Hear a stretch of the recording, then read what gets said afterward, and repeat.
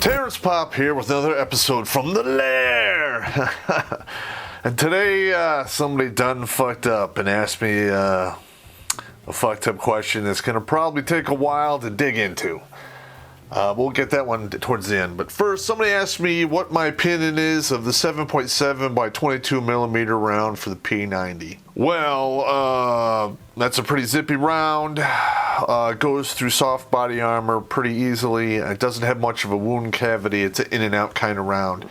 It's kind of gimmicky. It's kind of like the 7.62 by 25 millimeter Tokarev round, which is a pretty good submachine gun round. I guess the 5.7 is too. Getting that ammo is pretty hard to, first of all, buying the weapon and getting the ammo are very expensive. It's not really worth it. You're going to probably see that round just disappear in the next 5 to 10 years. I think it's seen its better days. And somebody asked me about the 300 blackout round, which they were messing around with. They're looking for a round that will, basically duplicate what the 7.62 by 39 Russian round does. Now, why they have to go and recreate the wheel and spend all this goddamn money if they want to use the 7.62 by 39 millimeter round, which is the Soviet round, then just fucking build a weapons platform that uses that round. But yeah, they want the 300 blackout. I don't think they're going to go with this though. One of the main reasons they went with the blackout because they want to use the same magazines and just change out the uppers on the current stock that we have right now, which I don't know if it will save a lot of money or not. I haven't really dug into it that deeply. Let's see, the blackout, the case is 34 millimeters long, and then the 7.62 by 39, that one's 39 millimeters long. I don't know, they have it in the sonic and subsonic variants, so you can use suppressed weapons and so forth. Again, I really don't think this one's going to take off and be used in any serious capacity within the United States military. They're probably going to go with a 7 or a 6.5 or 6.8 and either try to slow it down enough so it doesn't burn out the barrels or, basically redesign the whole weapons platform. I mean, the M16 has been around since, I don't know, the end of Vietnam or late 60s. It's a workhorse. It's a very good weapon, very accurate, reliable if you keep it clean. But let's face it, the conflicts in Afghanistan have basically pointed out to the fact that the 5.56 round is really good at 250 or less. But anything more than that, you're taking your chances. And anything beyond 500 is, not good at all. Hell, if you had one against a determined enemy force with a bunch of 303 infield rifles that were still in pretty good shape, and they started engaging American troops at like 600, 700 meters, which they can easily do with that round, you would have to bound up and get within 500 meters. That's 200 meters you have to run into enemy fire. It's bad news bears all day long. So yeah, they're gonna have to keep trying to figure out this nut roll here. I think they're gonna probably go back to the 308 for a while until they can figure this whole thing out or make a new weapons platform.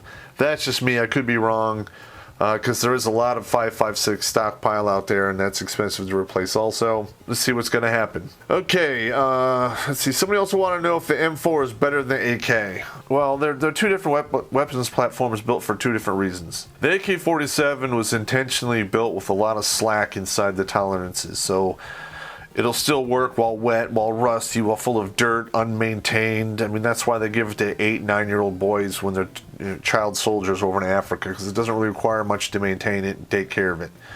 The M16A2 is a lot more accurate. You can trick it out relatively inexpensively, and it'll shoot 1 minute of angle out to 500 meters, which is not bad at all, especially for the cost of the weapon.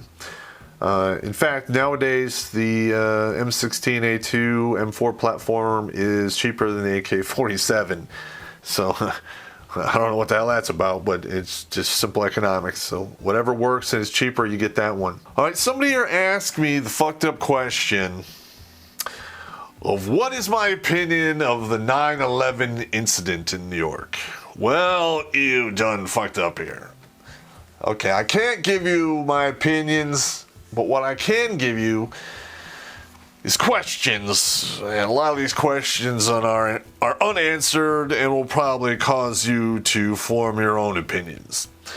A lot of this information can be found on www.ae911truth.org. It's a 501c organization, and it's basically comprised of almost 2,000 engineers and architects who banded together to basically state that the official 9/11 story hasn't been fully vetted, and there are a lot of truths still floating around there that are being ignored. So let's begin. Number one, let's see. Why is there no footage of the planes hitting the Pentagon? Supposedly most defended building on the entire planet, and it's swimming with cameras and sensors, even some cameras and sensors that we don't even know about, but yet they released 5 frames from a parking garage structure of what actually happened, and they confiscated all the surveillance footage from surrounding businesses that actually covered the angles of the so-called plane's approach and striking the building. Very strange. Why was nanothermite or microthermite found all over New York, to include iron microspheres? Well, when those buildings fell, they threw that crap out everywhere, and I guess somebody decided to put it under a microscope and say, what the hell? Iron microspheres are not formed unless you melt iron or steel. And to melt iron and steel, I believe you have to get above 4,000 degrees Fahrenheit. Jet fuel burns, I don't know, somewhere between 1,200 and 1,800 degrees Fahrenheit. Not enough to melt the steel. Maybe it weakened it. I don't know. I saw that Mythbusters, so who can say? But it is odd. I'm just saying, it is odd. And another thing that didn't really jive in my mind is when I looked at the footage, you see a lot of black smoke coming out of the building, and the black smoke is from an oxygen-starved fire. That's it. So if you don't have enough oxygen to burn it efficiently, is it going to really get super hot? I don't know. I messed around with a little bit of metallurgy, and fucked around with melting iron and bronze and shit. And you got to get that shit pretty fucking hot. And to melt iron, you got to get it super fucking hot. It takes hours. So I don't know, but that's, I'm not giving an opinion. I'm just telling you the observations I saw and what is reported in the AE911truth.org. Okay, number 3. And now, why was the cleanup done so fast and the investigation rushed? In fact, they had boatloads of this scrap metal being shipped over to China to get melted down ASAP. You would figure if there's a lot of people that got killed there, that they would want to do a thorough investigation and take a long time to make sure they covered everything.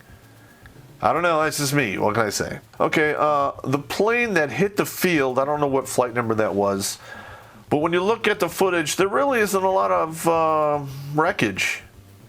I've seen plane crash sites before, and I've looked at some of the films and actually seen wreckage, actual plane crash wreckage, and there's shit everywhere. There's luggage and all kinds of shit thrown to the fucking 4 winds.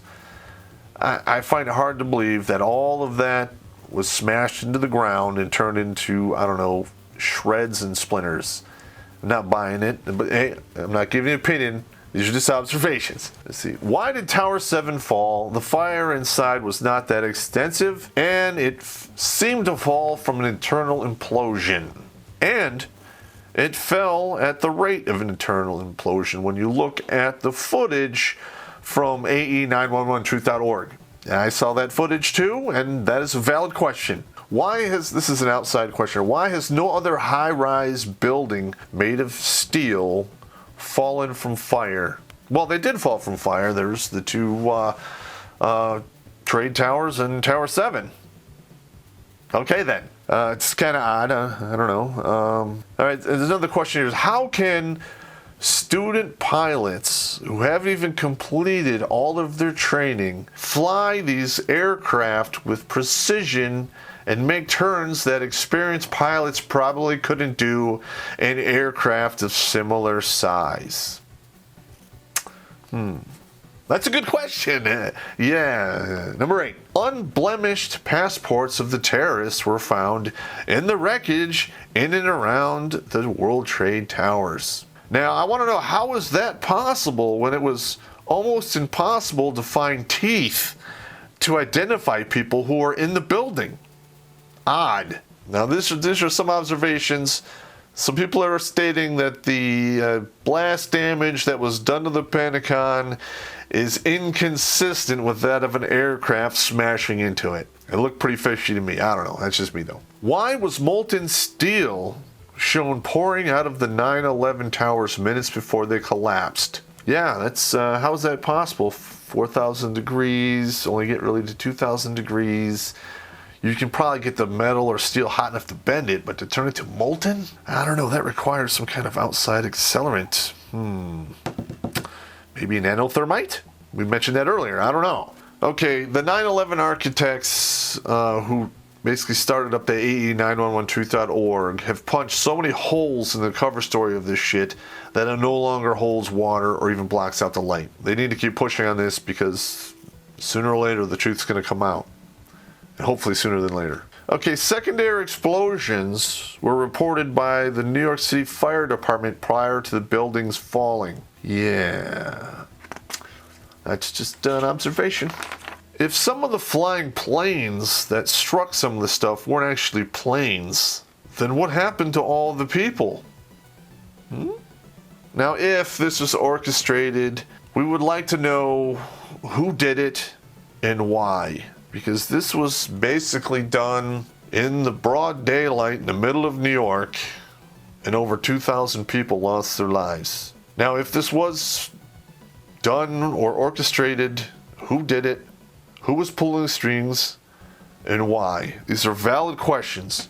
Okay, now, normally, this is going off the topic here. I talked about weapons in 9/11, but, this is the Lair, and here my evil brain takes me to evil places. So somebody just happened to ask the right question at the right time. Anyway, that's me for the night. Take it easy. Talk to you later.